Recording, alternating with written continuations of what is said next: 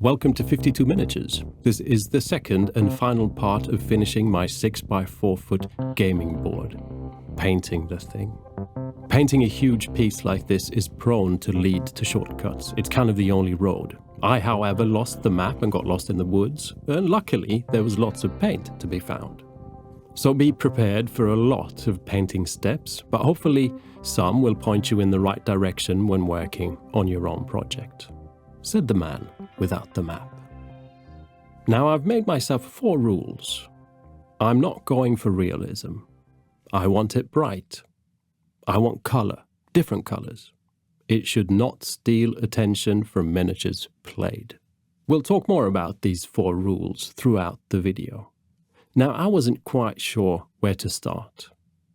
You know, once I start, I'll have to finish it, and that feels like trying to reach the horizon. Something only possible for flat worlders, and I'm more of a ball man myself. So I picked something tangible. Trenches. Let's start with the trenches. A technique I've done in the past that looks cool is to underpaint something I eventually want brown with a purple wash or a contrast style paint. When adding a transparent sort of yellow-brown on top of this purple, you get a very exciting brown, with cool dark brown recesses and warmer yellow-brown highlights. Yet when working on something of this size, use of paint can be an issue, as in a lot of paint gets used. I have a lot of paint, so this is a great opportunity to use them, but still there's such a thing as economy. Now there's nothing wrong with craft paints, but I do find that they're often quite thick or rather low in quality. So when diluted to not smudge up detail, they don't cover very well. So I'm going to stick to my miniature paints, even on this bigature. There are, however, different ways to make these paints last longer, and what I've been doing is primarily to dilute them. I've been doing a lot of dilution throughout this video, using different mediums and thinners. Water, a tub of Artist matte medium, and some airbrush thinner goes a long way. Especially with transparent paints that might be too stark, undiluted, and often need dilution to not overpower and darken things too much. Now, as I had the purple for the trenches around, I also used it to tint some other areas on the board. After this, I did the same thing with a transparent yellow in places. To explain this, again, it's a type of underpainting. If the surface underneath, the base, is zenithal primed, and I tint it with a transparent paint, it retains the depth and character of the zenithal prime. If I then add another transparent paint on top of this, like a brown or a green, that brown and green will look different depending on what color is underneath. Neutral in the gray areas, cooler in the purple, and warmer in the yellow. This creates variation. If we look at the sandbags, for example, I airbrush on thinned down warm brown snakebite leather from Citadel. This created a dark rich brown where there is a lot of purple, and an almost yellow where there's none. By the way, airbrushing contrast style paint removes the contrast effect. It just tints the surface evenly, no darkening any recess areas like it would if you brush it on. I then started blocking in the different colors on the board. An almost yellow on the sand, a muted green on the swamp section. You can see on the sand that wherever there was a bit of purple underneath, we get a different tint. Same on the green, wherever the airbrush paint hits the yellow undercoat, it gets more of a warm, vibrant green tone. All this might not be visible in the end, but some of it will, and it will add a hint of liveliness. It's especially useful for transitions between differently colored areas.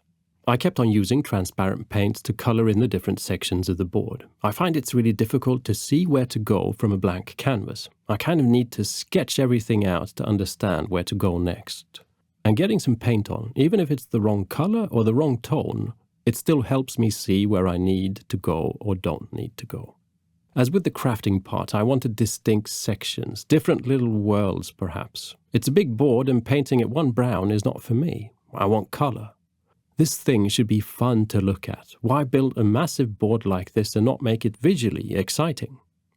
I also feel I should push that slight fantasy vibe. I'm not building a historic board, so why not push the imagination a bit, even in a trench setting? As I worked my way across the different sections, I could see it all come together in front of me. This almost, well, imagine a map of a strategy computer game, or even a regular map, one where all the different countries are displayed with different colors. And I thought, I like it, especially seen from above. And we can see the power of a Zenithal Prime with some underpainting with transparent paint sprayed on top. There's a lot of variation happening here. Now it's just a matter of keep enhancing this into something that does not look as airbrushed. It's going to take a while. A big feature is all the hills. I could now see I really wanted them to be that rather crisp grey. It looks great, but they need variation and life. So I diluted an orange, a green, a blue, a black, and a brown with a lot of water. If I slop these on rather indelicately, adding different streaks of colour rather fast so they don't have time to dry, I can then brush them out and into each other, creating not only streaks of each individual colour, but also random mixes of all. Before this has time to dry in, I grab a piece of moist kitchen paper and sort of stamp it around, removing excess as well as see to it that there won't be any tidal marks of pooling up excess paint. When dry, you might need to enhance this a bit. Some colours might get lost along the way. But hopefully what you get is subtle-ish streaks of colour in recesses while retaining most of the grey on protruding cliffs. And there is, of course, a multitude of rock faces that get the same treatment. This will be a feature for this video. I show you something for half a minute that in fact took me half a day or longer. I then go back to where I started and go over this with grey paints. I've got a neutral and a warm medium grey, a light grey and an almost white for mixing into the light grey. The first two greys I dilute with water and stamp on using a sponge. Sponging on with not too much paint in the sponge means you only get paint on the raised areas, leaving all those lovely colours and shadows from the Zenithal Prime untouched. Stamping over exposed areas that are just too splattered from the Zenithal Prime or that just needs more of a solid-looking colour. Using two greys is maybe a little overkill, but I wanted hints of different greys rather than just the one. The light grey I dry brushed on with a large, soft brush to pick out the fine detail. I tried to keep the brush rather moist with paint and use a light hand when applying.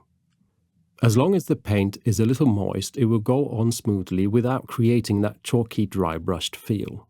Even if there's sometimes a bit too much paint on the brush and you get sort of lines and streaks, it doesn't really matter. It gives life to the hills. Finally, I mix in a bit of that almost white and gently do the very edges of things with the dry brush, giving me that final pop.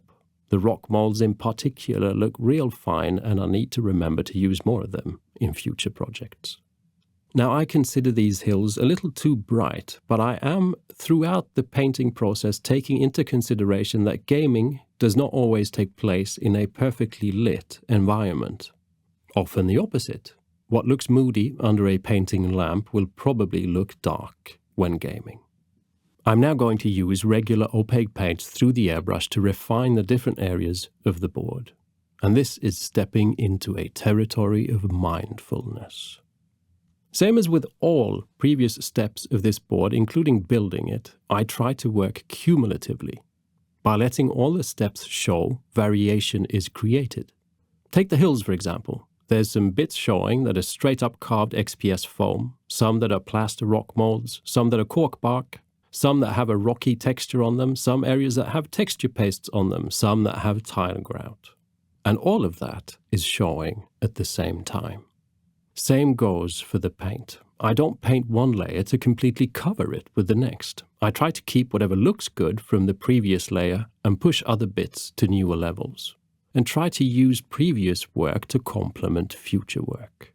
So the sand obviously needs to look more like sand on the dunes, but I keep the previous darker tones at the edges of the dunes and towards the mountain as shading. The swamp needs to have warmer green highlights, but the original green is a great, cooler shade. And because of the initial underpainting, we've now got like 4 different greens happening. The muddy road is a great, rich, dark brown that looks even better with a lighter, warmer brown to complement it in places. The red has that almost pink thing happening, but with a sort of Mars orange sprayed onto the more elevated areas, depth and contrast is created, subtly. because I'm trying to be subtle. In the end, what should stand out is the miniatures put on this board. This again is a gaming board, not a diorama. We're kind of at a diorama level, sure, but the main purpose is always at the back of my head. This is a gaming board. Now, as an example of my process with details, I show you this topmost hillside. It's got what I call a ruined railway happening. First, I decide if the zenithal prime is a good starting point, or if I want to separate the feature from its surroundings by using opaque paints. The bricks, for example, I wanted a good solid orange, not a splattery zenithal primed orange, so I went with opaque paint. Similarly for the stone masonry. A different grey to separate it from the surrounding hills. How many details one wants to add is always an equation. I try to go for maximum impact. A few yellowish bricks will add so much to the feel, and is not an impossible task in the grand scheme of things.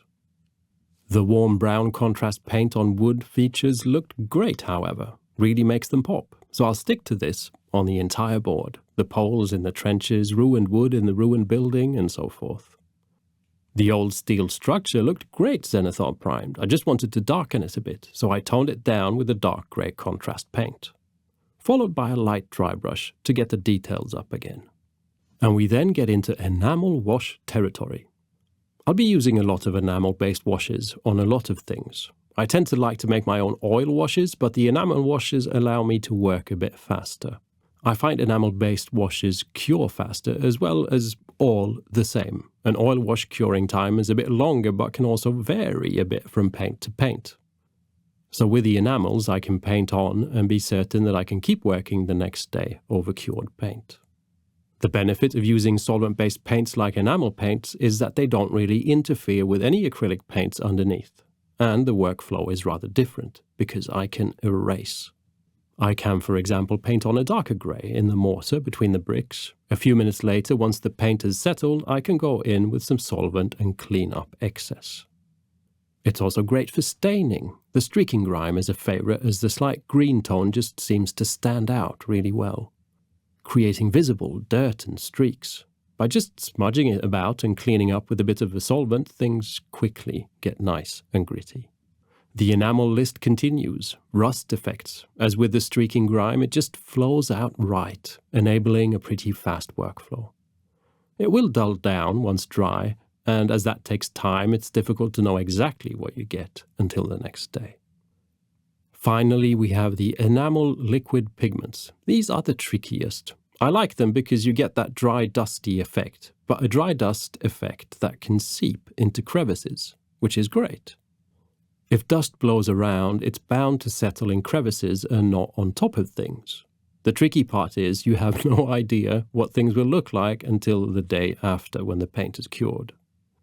They also don't act equally. In this case, the rubble dust liquid pigment ended up drying into something rather discreet, but the dust liquid pigment dried into a lot of heavy dust. I'm going to use this just mentioned workflow excessively moving forth. We have a lot of wood poles and planks in all the trenches. Contrast paint.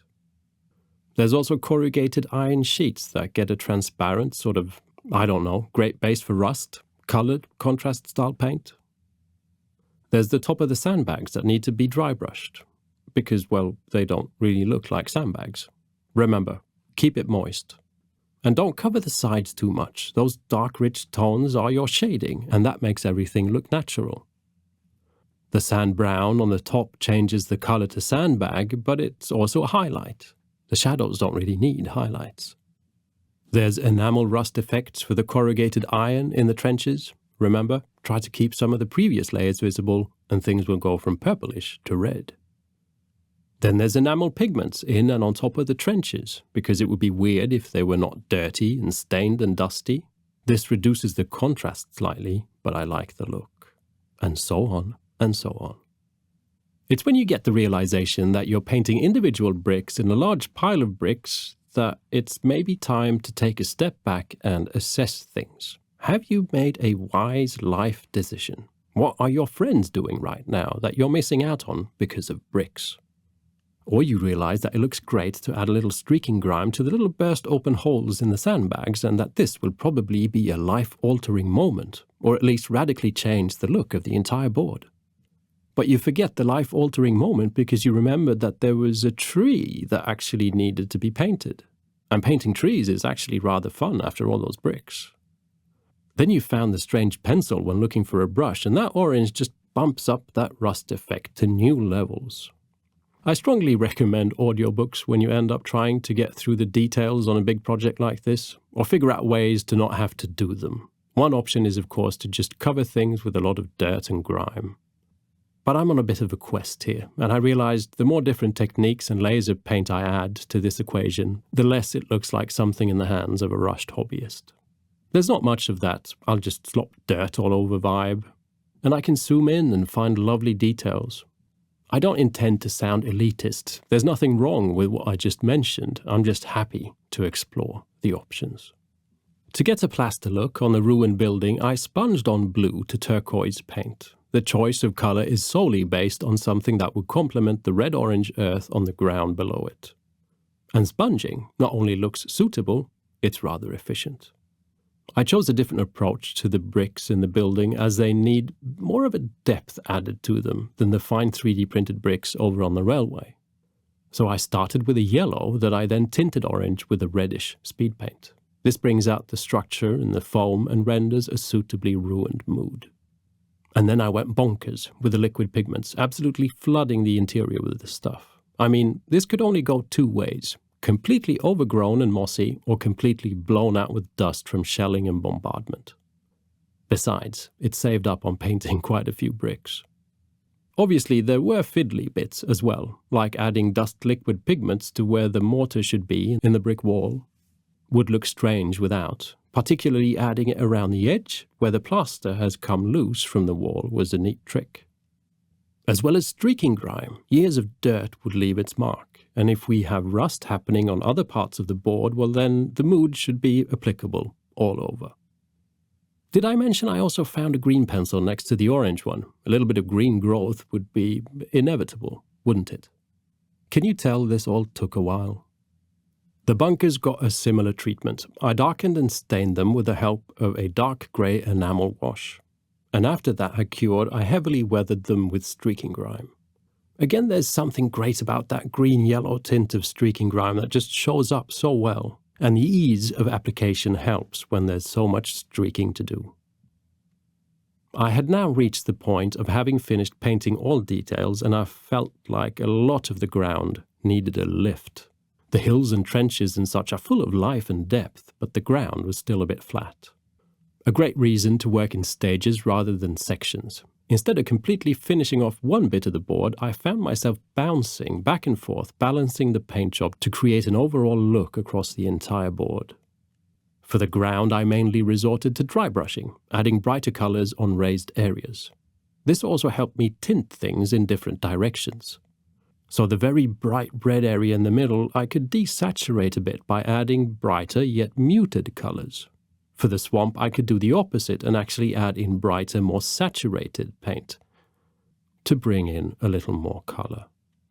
I got stuck there for a while, enhancing the darker areas as well a bit with a very purple brown to help the green along. In short, the purple will make the green look better, like the blue turquoise house helps the red clay look better.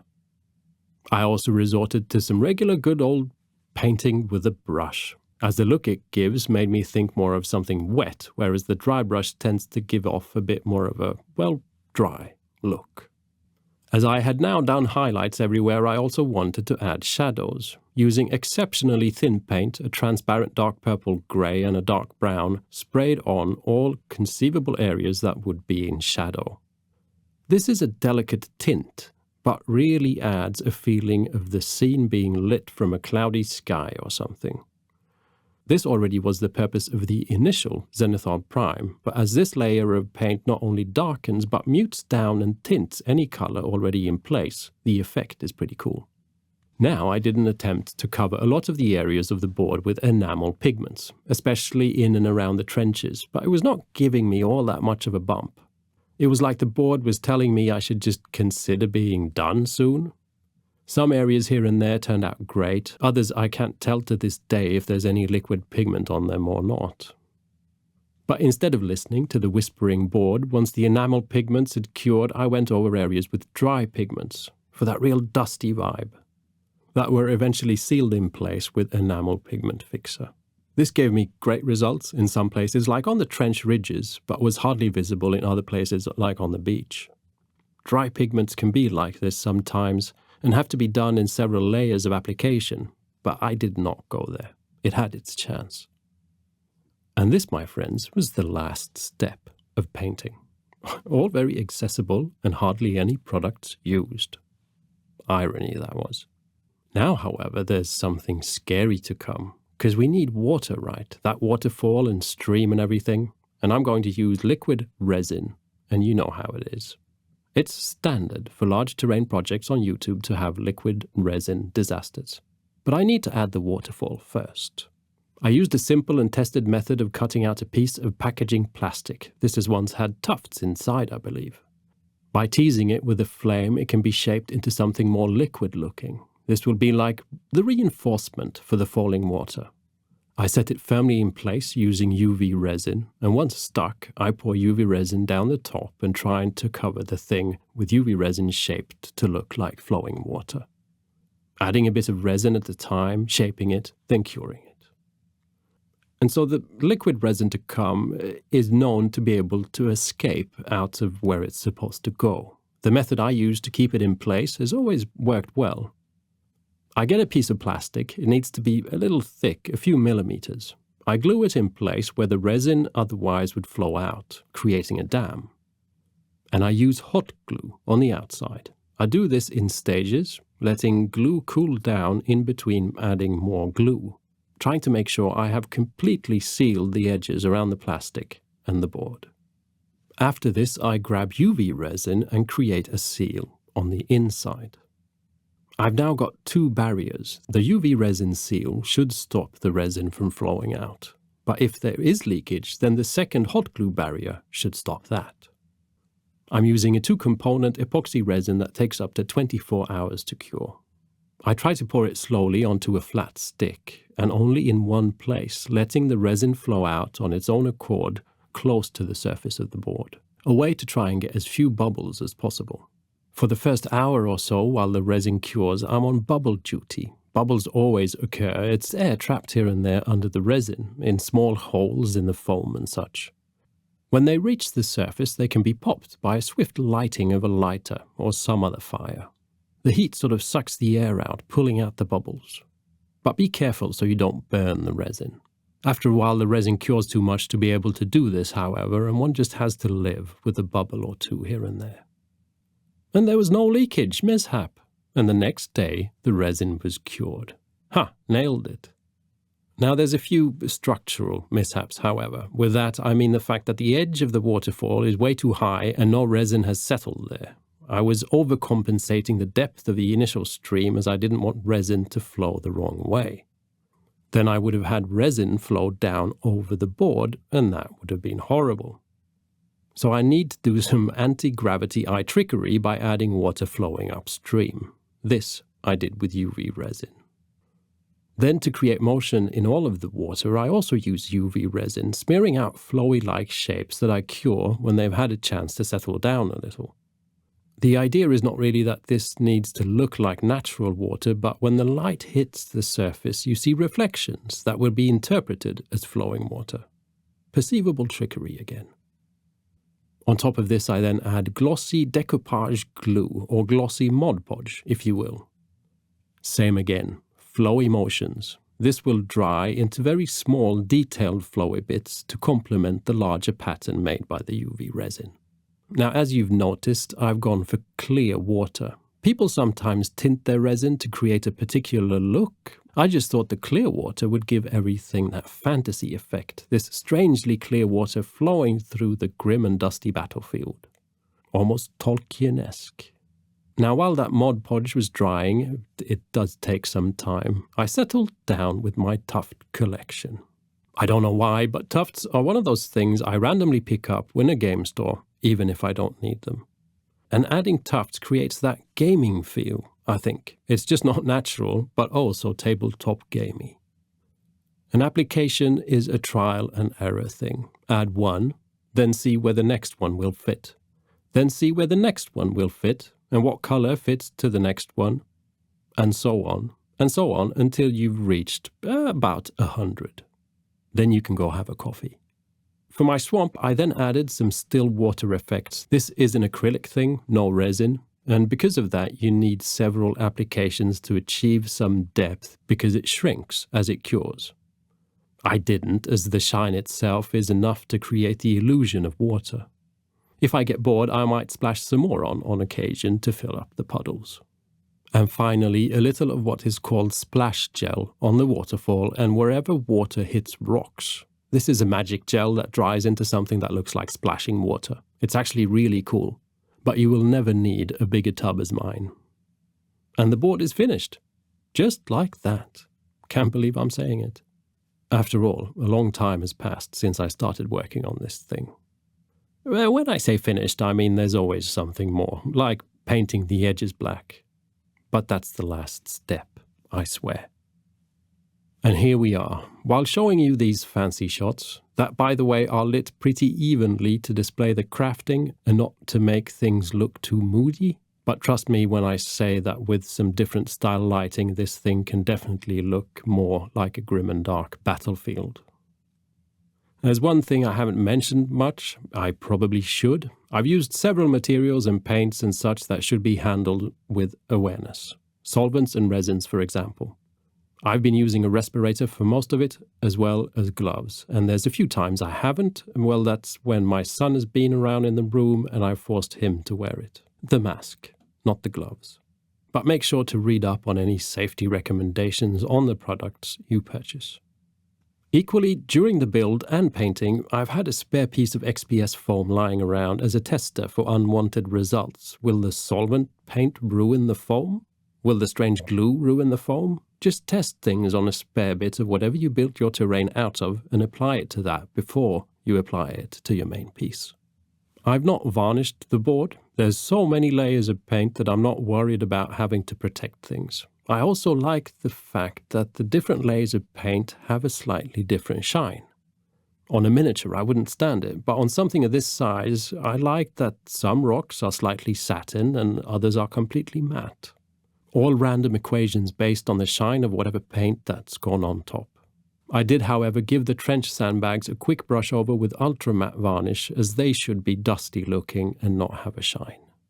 I could see myself doing even more work on this table. The green area over by the ruined building could be something more like a forest. I've kind of left room for that, but I'm not sure if it's something I'll do in the foreseeable future. I also see more scatter terrain type details in my head that could be on the board, but I think I'd like it if they were just that. Scatter terrain that can be placed before a game. If I play something more futuristic on this, I could change the scatter to fit the game, for example. Place a spaceship on the sand dunes and you change the nature of the board. This series started with me building a nice wooden frame and table for the board together with my dad. I've come to the conclusion that it's not actually necessary. And it's unfortunately too heavy for me to lift on my own. As I do these videos on my own, I couldn't actually set the final images up on the table in its frame. But the nice frame/tabletop has other benefits, like when playing a 6x4 foot game, but with a mat and movable terrain features. It's strange to say that by pushing myself to finish this board, I've only become more inclined to work on more terrain projects. Probably nothing of this size in a while. If so, it would have to be structured differently to suit making videos about the project. If you want to see the entire build, there is of course a playlist. Hours of fun, foam and fumes. And on that note, to make videos like these is only possible thanks to my patrons and the fact that I have another job. But I need the support of viewers, it's just a fact. So if you feel inclined, please consider supporting my continued work by checking out my Patreon. Now, finally, there's of course two things missing. I did at one point build a lighthouse for the hill by the old sanitarium. It's just like putting a crown on someone's head, really. And as important, or even more so, miniatures. That's what this whole creation is about in the end, making something to put miniatures on. I think that's the only thing really worth remembering. It's all just a thing to put miniatures on. So please see my many side paths in creating this board as a means to show off different techniques and hopefully inspire different type of hobbyists. I know it all kind of went a bit overboard, but my way is by no means the only way. All that is important is to have fun while building something to put your miniatures on. Thank you for watching. Bye.